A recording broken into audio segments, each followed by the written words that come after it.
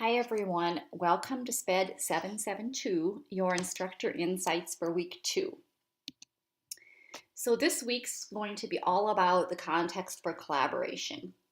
So at the conclusion of this week, you should be able to plan for improvement in the collaborative consultation model, develop problem-solving methods of dealing with disagreements and varying perspectives, communicate effectively and efficiently with a variety of audiences for collaborative purposes, and develop strategies for organization of collaborative relationships. So specifically in the chapters this week, we will look at how to prepare a school and a staff for collaborative school consultation. There are roles, structures, and supports necessary in order for the approach to succeed. You will also read about the collaborative problem-solving process, and the authors outline a 10-step process. I would say that of the 10 steps, number 9 has always been the most important one for me. Following through and following up are essential if you're going to succeed in meeting your objectives. The other steps are important too and necessary to the process, but your success counts on your ability to resolve and evaluate the situation for future issues. Another chapter this week will be about teacher balance and burnout.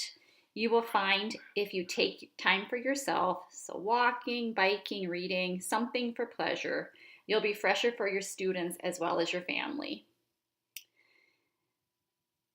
This is timely advice for us all in this particular chapter as we all experience challenges in our personal and professional lives.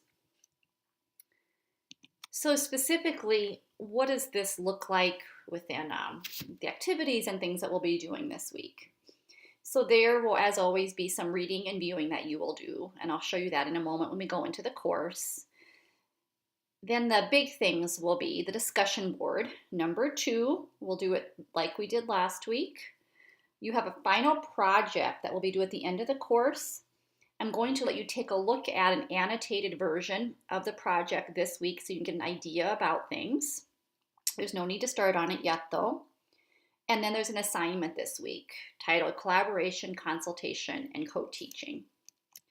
So let's go ahead and go in to the course and let's just take a look. I'll give you a little bit of a tour.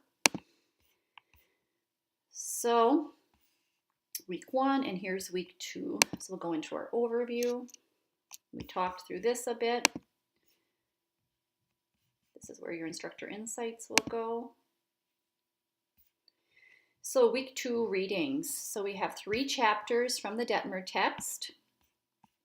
Here is where you can download a PDF of the final project. You'll hear me call it the collaborative model. It's what you're going to be turning in at the end of the class. It's the culminating activity.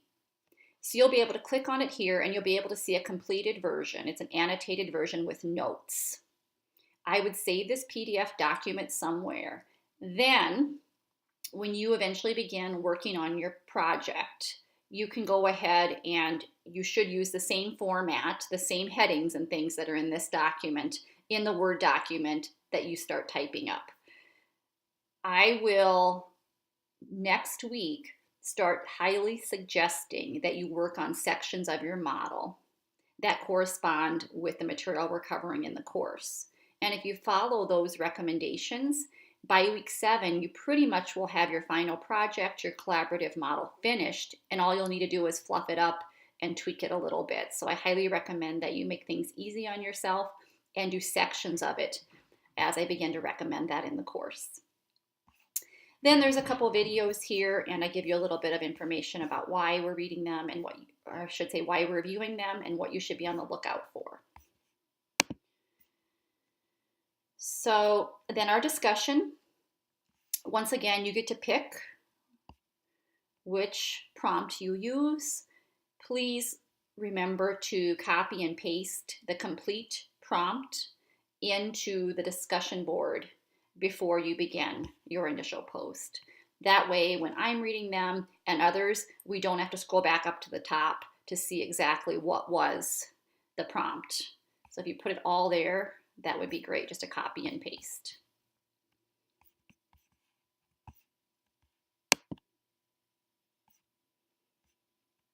Then your assignment is a collaboration consultation and co-teaching assignment.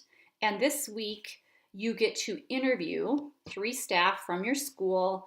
If you're not currently working in a school, you can interview people from another school, colleagues, friends, someone. Let me know if you have questions about that, and I'd be happy to work with you on your situation. If it's not a typical kind of one where you're working in a school, and we'll figure something out.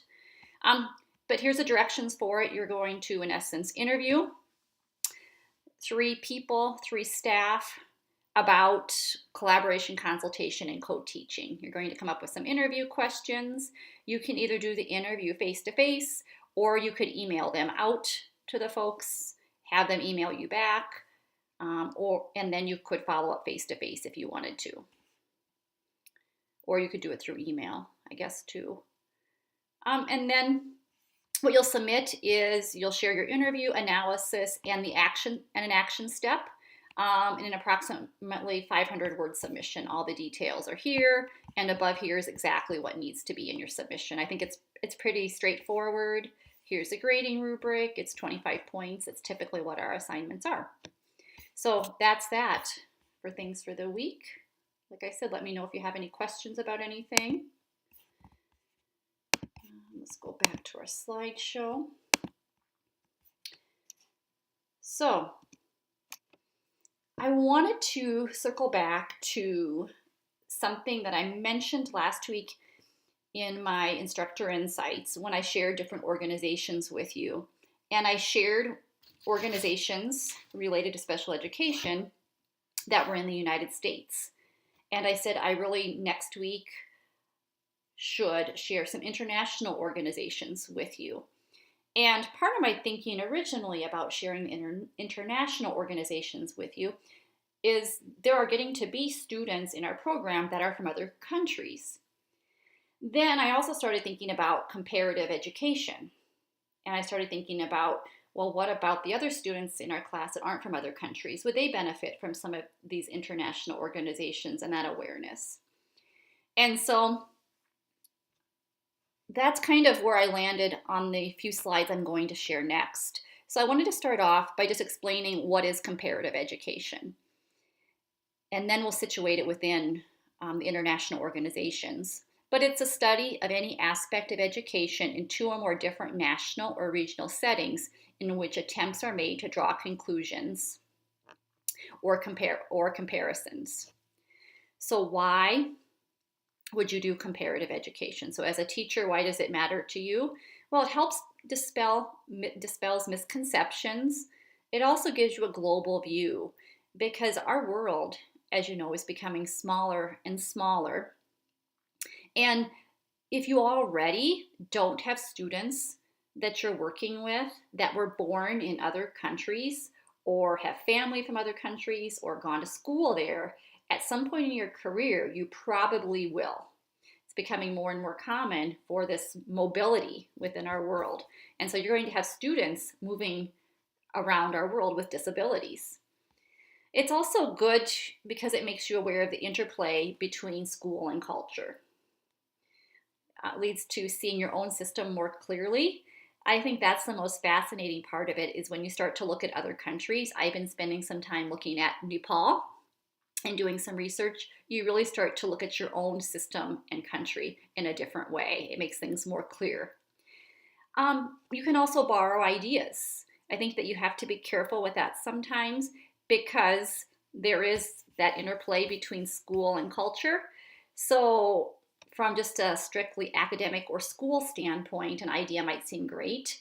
However, you need to think about the implications of the context and culture and how that comes into play because that idea may or may not work in your classroom just because of that piece. So, how can you, living wherever you are right now, become involved and kind of broaden your perspective and learn about special education in other countries? There's some websites I'm going to share here for those of you that are interested. And I don't know that you would need to join these organizations unless you wanted to, but just perusing the websites and being aware of what it's out there, really that in itself will broaden your lens. So we have the first one here is the United Nations Educational, Scientific, and Cultural Organization, UNESCO. That's one that you hear about, maybe the UNESCO World Heritage Sites and things like that. It's a fairly common organization. The International Association of Special Education is another one. I also included a couple in Europe because they're doing some really interesting things in Europe for folks with disabilities.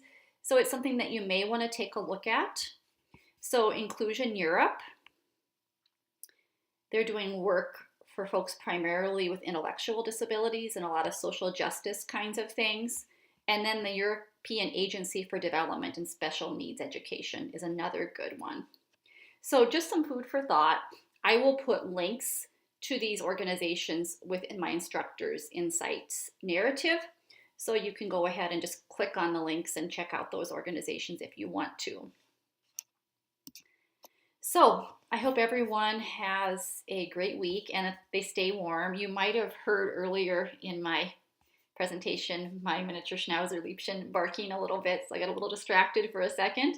But here is her and I out on our hike yesterday in Duluth. Wow, was it cold and windy.